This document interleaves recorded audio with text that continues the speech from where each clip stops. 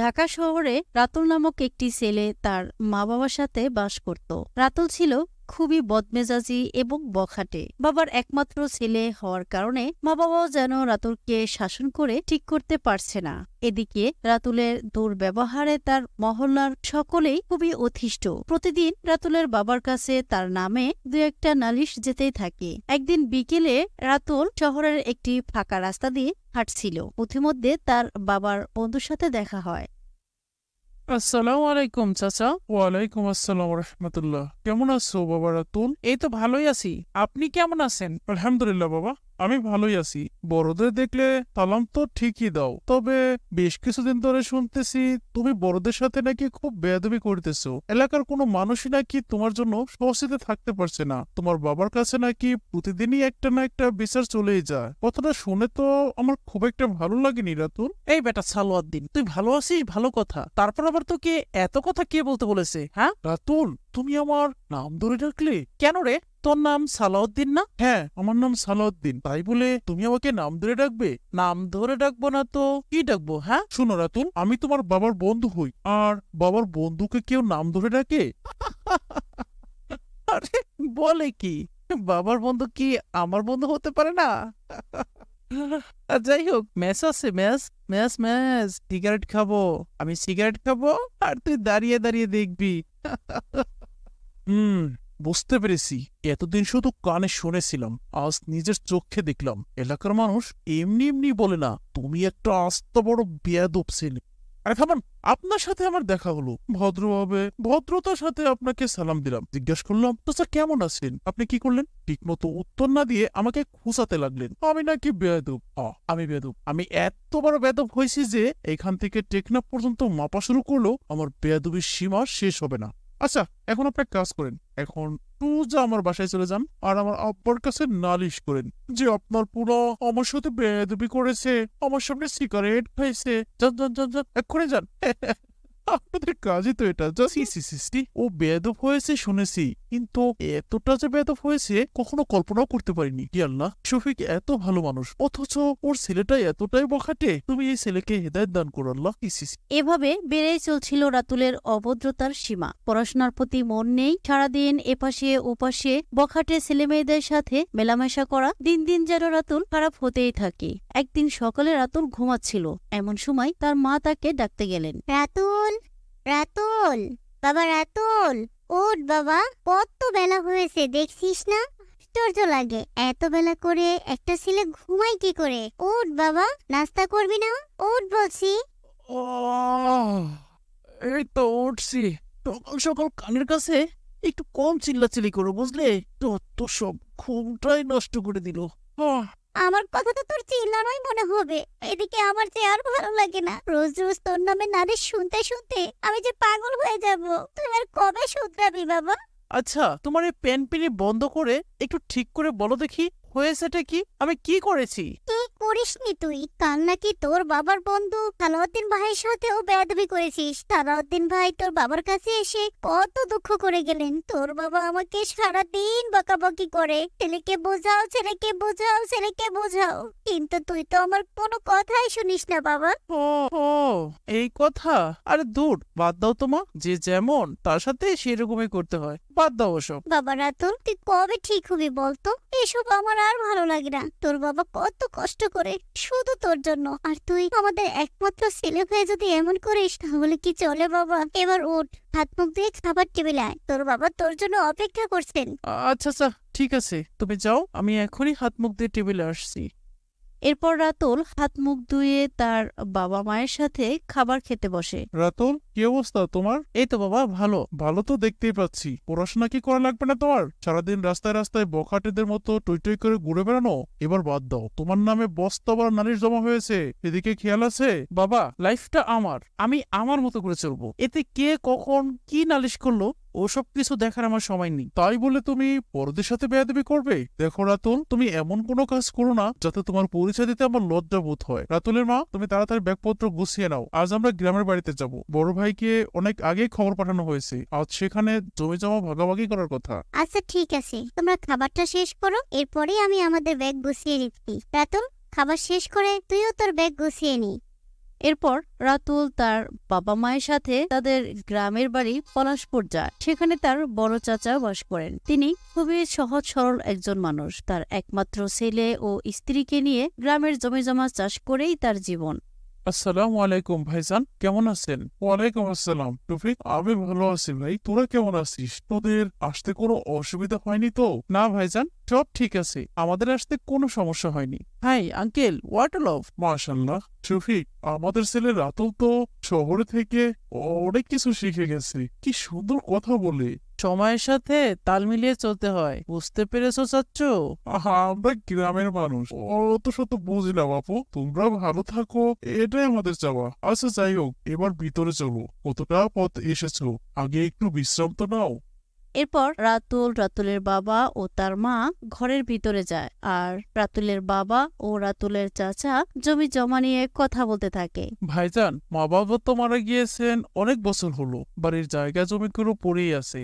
আমি চাচ্ছিলাম এগুলো এখন একটু ভাগাভাগি করা দরকার। ঠিক আছে ভাই শফিক, তুমি শিক্ষিত মানুষ, তোমার কাছে যেটা ভালো মনে হয় তুমি সেটাই করো, আমার কোনো আপত্তি নেই। আচ্ছা চাচ্চু, সুহেল কোথায়? সুহেলকে যে দেখছে না। ও তো একটু আগে মসজিদে গিয়েছে নামাজ পড়তে।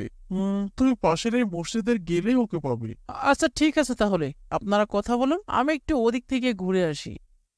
এই বলে রাতুল মসজিদের দিকে যাচ্ছিল, আর এমন সময় সুহেল নামাজ শেষ করে মসজিদ থেকে বাড়ি ফিরছিল। কিরে সুহেল, কেমন আছিস? আলহামদুলিল্লাহ। আরে রাতুল ভাইয়া যে, আমি ভালো আছি, তুমি কেমন আছো? কখন এসেছো ভাইয়া? এই তো কিছুক্ষণ আগেই আসলাম।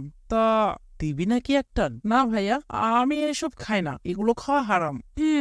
ঠিক আছে। আচ্ছা সোহেল, আমরা এবার কেন গ্রামে এসেছি জানিস তো? হ্যাঁ ভাইয়া, বাবার মুখে শুনেছি এবার তোমরা গ্রামের জমি জমা ভাগ করতে এসেছো। গুড। আচ্ছা সোহেল, তুই চাচাকে বল জমি জমা যেন সমান সমান ভাগ করে, আর চাচার থেকে কিছু অংশ যেন আমাকে আলাদা করে লিখে দেয়। তোরা গ্রামের মানুষ, তোদের তো জমি জমা দিয়ে কি হবে? আর আমাকে কিছুটা জমি লিখে দিলে আমি ওটা বিক্রি করে টাকা নিয়ে শহরে গিয়ে একটা কিছু করতে পারবো। তা কি করে হয় রাতুল ভাইয়া? দাদার জায়গা আমরা তো সমান সমান ভাগই পাই। তাছাড়া চাচা তো কিছু জমি বিক্রি করে শহরে ব্যবসা শুরু করেছে, হিসেবে তো ওই ব্যবসার ওখানে আমরাও কিছুটা মারি। এই বলে রাতুল সুহেলের গায়ে কষে একটা চড় মারে। সুহেল রাতুলের ব্যবহারে হতবাক হয়ে যায়, আর কোনো কথা না বলে সোজা বাড়ি ফিরে আসে, আর তার চাচার কাছে সুহেলের এমন বেয়াদবি আচরণের কথা খুলে বলে। ছি ছি, ছেলেটা এখানেও আমার মান সম্মান ডুবাবে। বাবা সুহেল, ওর জন্য আমি খুব লজ্জিত। তুমি কিছু মনে করো না, আমি বিষয়টা দেখবো। জমি জমা সম্পর্কে ও কি জানে, তুমি ওর কথা কারো কাছে বলো না প্লিজ। আরে শফিক, তুই এত ঘাবড়াচ্ছিস কেন? রাতুল ছেলে মানুষ, ও কি না কি বলেছে, ও নিয়ে তুই এত ভাবিস না তো। এভাবে বেশ কিছুক্ষণ কেটে গেল। এরপর রাতে যখন রাতুল বাড়ি ফিরল, তখন তার চাচা ও চাচির ঘরের সামনে দিয়ে নিজের রুমে যাচ্ছিল। হঠাৎ দেখলো তার চাচা ও চাচি কি নিয়ে যেন কথা বলছে। রাতুল কোনো কিছু না ভেবেই হঠাৎ ঘরের ভিতরে ঢুকে যায়, আর তার চাচাকে বলে, চাচা, আপনি কি আমার বাবাকে কিছু বলেছেন? না বাবা, আমি তো তোমার বাবাকে তেমন কিছু বলিনি। কেন, কি হয়েছে? তুমি এত রেগে আছো কেন? আর যদি কিছু বলেও থাকে সেই হিসাব কি তোমাকে দিতে হবে? কি আশ্চর্য, এই ছেলে তো এমন ছিল না। বাবার সমতুল্য চাচার সাথে কিভাবে কথা বলতে হয় একেবারে ভুলেই গেছে। রাতুল, তোমার চাচার সাথে গলা নামিয়ে কথা বলো। আহা, সুহেলের মা, তুমি চুপ করো। আচ্ছা ঠিক আছে, আমি না হয় গলা নামিয়ে কথা বলবো, কিন্তু চাচি আপনি চাচাকে বলেন তার ভাগের সব জায়গা জমি যেন আমার নামে লিখে দেয়। ইস, বললেই হলো, মগের মুলুক নাকি? আমাদের তো ছেলে আছে, এমন অভদ্র তো নয়। সুহেলের মা, আমি বলছি না তুমি চুপ করো।